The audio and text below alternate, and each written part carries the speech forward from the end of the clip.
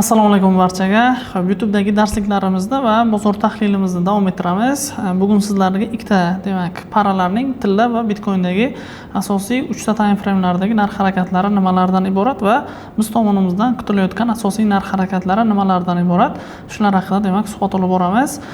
Imkon qadar kommentariyalarda o'z fikrlaringizni bildiring, qaysi bandi sizlarga yoqqan va demak, shunaqangi tahlillarni agarda ko'proq bo'lishini xohlasangiz, imkon qadar reaksiyalaringiz bilan bizni qo'llab-quvvatlang. Biz esa darslarimizni boshlab olamiz.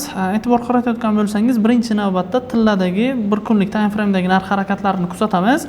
Narx bizda mana bunaqangi qisqa tushuvchan harakatlardan so'ng ko'pchilikning xabari bor, narx agressiv o'suvchan harakatlar orqali narx bizda mana bunaqangi impulsiv harakatlarni shakllantirdi va ayni vaqtda kutilayotgan narx harakatlari mana bu nuqtalardagi va mana bu maksimum nuqtalardagi likvidliklarimizning buzib o'tilishi bo'lishi mumkin. Narx mana bu nuqtalardagi asosiy imbalanslarimizni to'ldirib, keyingi vaziyatlarda mana shu imbalanslarimizni buzishga qarab harakatlanishi kutilmoqda. Endi sizlar bilan 4 soatlik time frame'larga yuzlanishni boshlaymiz.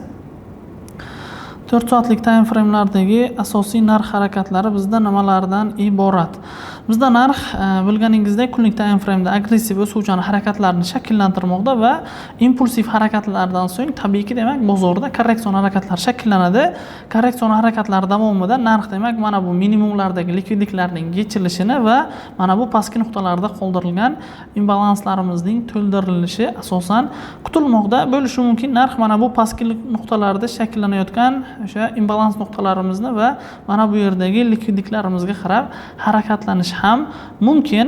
Kuzatamiz, narx harakatlariga qarab keyingi tahlillarimizni demak sizlarga taqdim etishda davom etamiz va aytilganida o'sha yuqori nuqtalarda qoldirilgan asosiy likvidliklar mavjud. O'sha likvidliklarning yechilishi demak ayni vaqtda kutilmoqda va hozirda aktual bo'lgan vaziyat demak mana bu nuqtalardagi likvidliklarimizning va imbalanslarimizning to'ldirilishi hisoblanadi. Endi sizlar bilan 1 soatlik time frame'larga yuzlanishni boshlaymiz. 1 soatlik time frame'larda vaziyat demak o'sha 4 soatlik time frame'dan sal teskariroq. Ya'ni narx bizda mana bu nuqtalarda pastki likvidliklarimizni yechib, yuqoridagi likvidliklarimizni va yuqoridagi likvidliklarni yechgandan so'ng narxning agressiv tushuvchan harakatlariga guvoh bo'ldik va ayni vaqtda narx bizda mana bunaqangi impulsiv harakatlardan so'ng korreksion harakatlarda mana bu nuqtalardagi imbalanslarimizni to'ldirganidan so'ng xohlasangiz mana shu imbalansning o'zidan savdoni ochib, demak mana bu maksimum nuqtalarda stop losslarimizni joylab, mana bu yerdagi pastki nuqtalarda shakllanayotgan likvidliklarimizga qarab savdo bitimlaringizni ochishingiz mumkin va pastki nuqtalarda o'sha qoldirilgan 4 soatlik time frame'lardagi imbalanslarimiz mavjud edi. O'sha imbalanslarimizning to'ldirilishi kutilmoqda. Endi demak asta-sekinlik bilan Bitcoin'dagi tahlillarga o'tishni boshlaymiz. Va bir nuqtani yodingizdan chiqarmang, imkon qadar harakat qiling professional tradingni o'rganishga va professional trading sizga demak mana shunaqangi stabil daromadlarni demak mana shu o'sha professional tradinglar keltira oladi. Ya'ni ba'zi bir xil vaziyatlarda tez pul topaman deb turib, o'sha razgonlarga aralashib, endi to'g'ri, razgon orqali ham ko'pchilik pul topayotganligini demak ko'rmoqdasiz, lekin qancha insonlar pul topayotgan bo'lsa, ularning qanchasi pul yo'qotayotganligini ko'pchilik ko'rmaydi. Imkon qadar birinchi navbatda tushunib olish, ya'ni o'sha mavzuni chuqur tushunganingizdan so'nggina tavsiya berardimki, imkon qadar o'sha razgonlar va o'sha professional tradingni tushunishingizni demak targ'ib qilgan bo'lardim va so'rab qolardim. Endi sizlar bilan birin-ketin o'sha Bitcoin'dagi kunlik time frame'lardagi narx harakatlarini kuzatamiz. Guvoh bo'lmoqdasiz. Bitcoin va tilla ham ikkalasi ham agressiv mana shunaqangi o'suvchan harakatlarni shakllantirdi va ayni vaqtda kutilayotgan narx harakatlari nimalardan iborat deyilsa, u ham bo'lsa narx mana bu pastki nuqtalarda likvidliklarimizni qoldirilgan va bo'lishi mumkin narx pastki nuqtalarda qoldirilgan imbalanslarimizga qarab korreksiya shakllantirishi va korreksion harakatlaridan so'ng mana bu yuqori nuqtalarda qoldirilgan imbalanslarimizga qarab harakatlanishi kutilmoqda. Endi 4 soatlik time frame'larga yuzlanamiz. 4 soatlik time frame'larda bizda qanaqangi narx harakatlari shakllanishi kutilmoqda.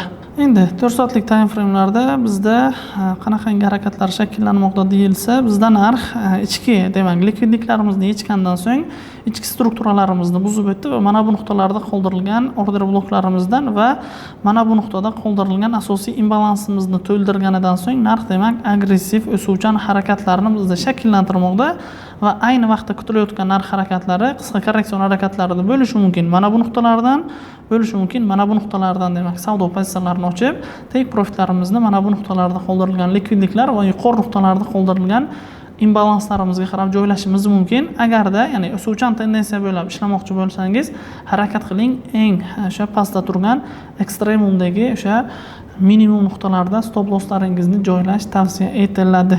Ya'ni shu nuqtalarga imkon qadar e'tiborli bo'lishingizni so'rab qolar edim. Endi 1 soatlik time framelarga yuzlanamiz. 1 soatlik time framelarda bizda qanaqangi narx harakatlari shakllanishi kutilmoqda.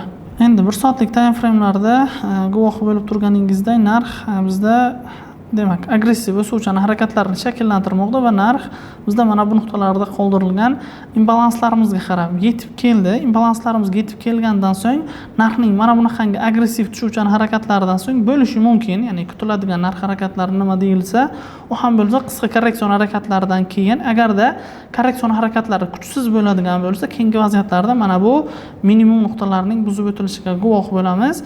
Agarda narx, demak, mana shu nuqtalardan yaxshigina reaksiya oladigan bo'lsa, keyingi vaziyatlarda mana bu maksimum nuqtalar va yuqoridagi likvidliklarimizga qarab, demak, narxning buzib o'tilishiga guvoh bo'lishimiz mumkin. Endi mana bu vaziyatda bizda, demak, pastki nuqtalarda shakllanayotgan RSI indikatorlari mavjud. Bizda RSI indikatorining yashirin ko'rinishi, demak, bizda shakllangan va bu vaziyatdan so'ng bo'lishi mumkin, katta ehtimollik bilan narx qisqa korreksiya qilish yoki, demak, mana bunaqangi o'suvchan harakatlarni shakllantirish ham mumkin bo'ladi.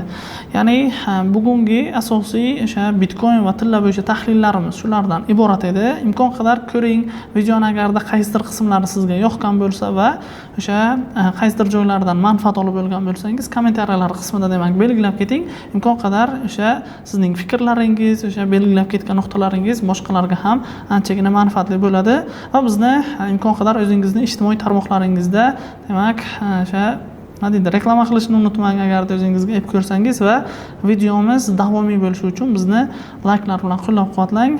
Imkon qadar izohlarda fikrlaringizni kutib qolamiz. Keyingi darslarimizda va keyingi tahlillarimizda uchrashguncha xayr, salomat bo'ling.